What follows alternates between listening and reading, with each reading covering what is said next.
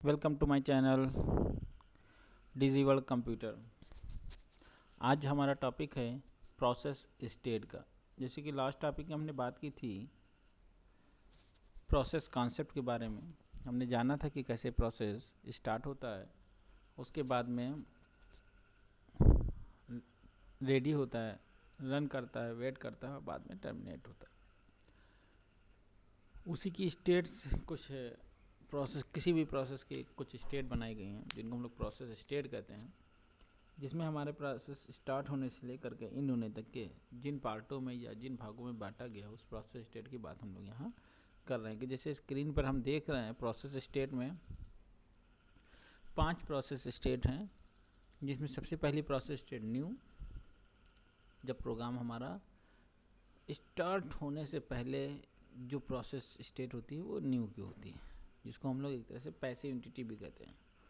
जब भी हम कोई प्रोग्राम बनाते हैं, कुछ लिखते हैं, तो हमारा प्रोग्राम आंसर नहीं दे देता है, हम लोगों को उसको एग्जीक्यूट कराना पड़ता है। तो न्यू वो प्रोसेस है जो रेडी होने से तुरंत पहले का जो डाटा है वो न्यू पे अवेलेबल होता है। जैसे ही हम फंक्शन की दबाते हैं, रन की दबाते हैं, रन की दबाते ही हमारा प्रोसेस एग्जीक्यूट होने के लिए चला जाता है। मीन्स हमारा प्रोग्राम में जो डाटा है वो आगे बढ़ना शुरू होते हैं, ये 1 बाय 1 लाइन के थ्रू जो मेन फंक्शन है वहाँ से कॉल करना शुरू। तो रेडी पे जाते ही सबसे पहले हमारा काम होता है, न्यू से स्टार्ट हुआ, रेडी पे पहुँचा।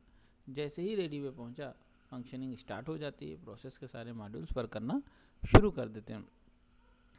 जब रेडी पर है तो इसके मतलब है वो कई स्टेट में जा सकता है।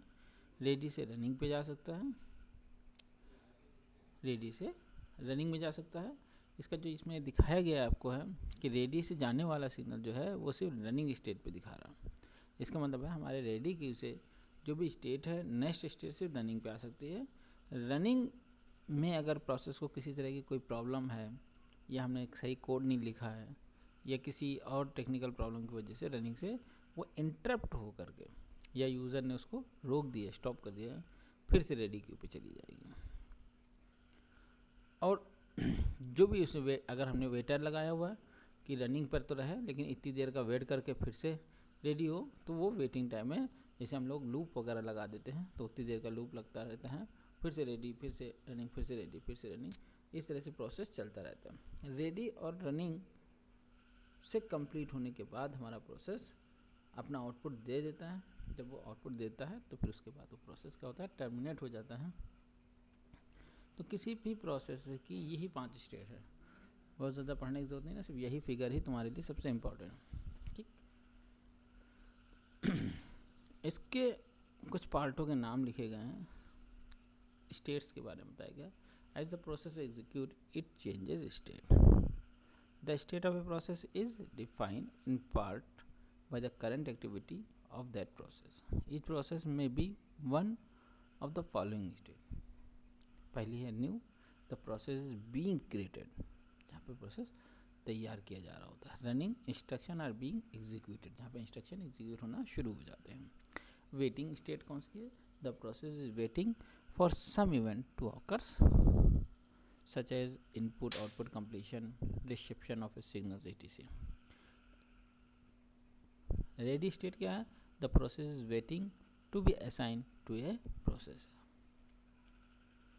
जब कोई प्रोसेस रेडी स्टेट पे है तो रेडी से किस पे जाता है, रनिंग पे जाता है। तो ये असाइन करता है प्रोसेसर पर, डिपेंड करता है प्रोसेसर। प्रोसेसर अगर बिजी है तो वो रेडी से रनिंग पे नहीं जा सकता। अगर प्रोसेसर बिजी नहीं है तो सिग्नल पास करे कि ठीक है आप अपना प्रोसेस एग्जीक्यूट करा सकते हैं, तब वो कहाँ पहुँच जाएगा, रैम मेमोरी में पहुँच करके प्रोसेस प्रोग्राम को रनिंग करा देगा। टर्मिनेट कब होता है, जब प्रोसेस का काम कंप्लीट हो जाता है तब वो प्रोसेस टर्मिनेट हो जाता है।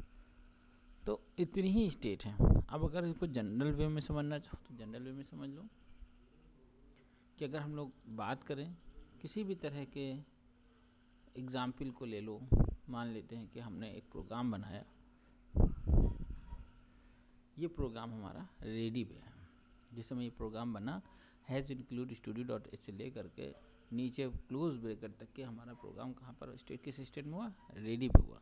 जब इस प्रोग्राम को एग्जीक्यूट कराना है तो हमने तो सबसे पहले नोटपैड पे टाइप कर लिया, इसका वर्जन चेंज किया, सी में करना है, C++ में करना है, इसका एक्सटेंशन दे दिया। एक्सटेंशन के बाद में इसको क्या करेंगे, इसको अपने उस पर्टिकुलर कंपाइलर में जिससे इसको रन कराना है उस पर रन कराएंगे। ऐसा नहीं है जहाँ पे है वहीं से रन कर जाएगा। इसका सॉफ्टवेयर है अपना, जिस सॉफ्टवेयर पे ये एग्जीक्यूट होगा उस सॉफ्टवेयर पे जा कर के इसको रन कराने के लिए पहुँचाएंगे।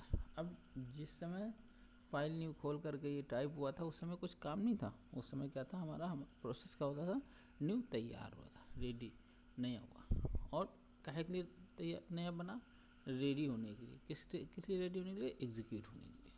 तो हम लोगों ने फंक्शन की दबाई, उसके बाद में फंक्शन से ये हमारा प्रोसेस क्या हुआ, एग्जीक्यूट हुआ, रन हुआ और हमें आउटपुट दे दिया। तो अगर हम लोग अगर इनकी लाइनों में किसी तरह की कमियाँ होंगी, जैसे तुम अगर यही प्रोग्राम पूरा कॉपी करके पेस्ट करो तो इसमें बहुत सी एरर दे देगा, क्योंकि यहाँ दो प्रिंट एफ पी कैपिटल से, स्कैन एफ का एस कैपिटल से है, या और दूसरी चीज़ें भी कैपिटल स्मॉल का फ़र्क आ गया है, जो कि हमने तो सिंपल से टाइपिंग किया है इसलिए स्मॉल कैपिटल नहीं ध्यान दिया है। लेकिन जब ये रनिंग के लिए यूज़ किया जाएगा तो ये प्रोग्राम रन नहीं करेगा, इसमें एरर आ जाएंगी। जहाँ जहाँ पर जिस फॉर्म में इसको लिखा जाना था उसी फॉर्म में होना चाहिए, वरना इसमें एरर आ जाएंगे। तो उसको समझने के लिए हम लोगों को क्या करना पड़ेगा, उसके एरर हैंडलर के द्वारा इसके एरर को सही कर दिया जाएगा।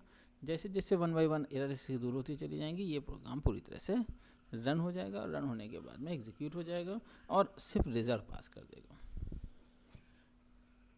तो प्रोसेस की स्टेट रेडी से रनिंग, रनिंग से वेटिंग, फिर रेडी से रनिंग, रनिंग से वेटिंग, इस तरह से प्रोसेस 1 बाय 1 हैंडल होता रहता है, घूमता रहता है।